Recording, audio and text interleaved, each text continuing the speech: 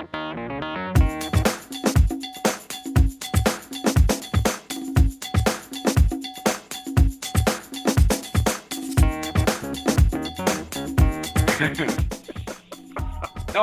I worked.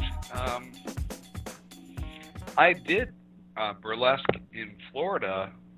There was a show in Florida that was supposed to run for 6 weeks, and it was all based around this old vaudevillian, and or burlesque comic or whatever, and he dies. So the show doesn't get to go on. So they call Pittsburgh. Now this is like after I moved out of here. They call Pittsburgh and they say, we need a burlesque show. And this guy says, why? I have one. So he gets everybody together from here and a couple people from some other states, and they all go to Florida. Well, my partner was in that. He was working for him, for this guy here in Pittsburgh, and he called me and said, you know what, this show has to go together like in 4 days. So you're going to have to learn the show and everything. You'll get your own, like I had a ventriloquist slot and I had a Groucho slot. He said, so you get your own things to be in, but the rest of it you're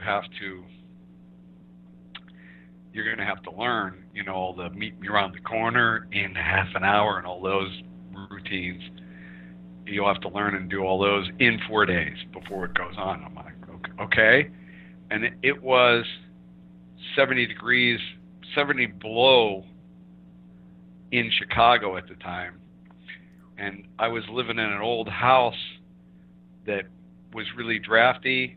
And I think I was sharing it with two women that had boyfriends that were in houses that were warm. So I remember being in a bathroom that was like the warmest room, drinking scotch.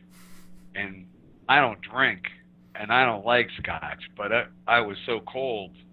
I was doing anything to keep warm. And I get this phone call that said, do you want to go to Florida and do burlesque and learn it in 4 days? And I'm like, Florida? Yeah.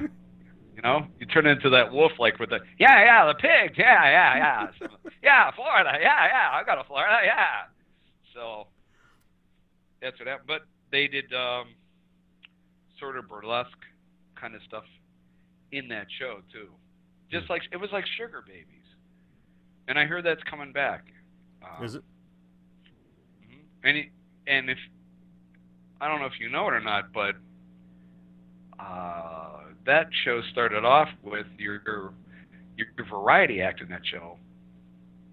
Besides having the girl that had all the birds that came out that landed on her and all that stuff, and girls dancing and all that. But besides Ian Miller and Mickey Rooney that were in it, but you know, it started out with the guy who had the dog that when I went to see it, I said, oh my God, I was a little kid, and I barely remember it. This guy used to be on Ed Sullivan with the dog that doesn't do anything. He'd be like, attaboy Louie, and he's all excited and everything's great, and the dog, like, he's all over the place, and the dog is just basically sitting there.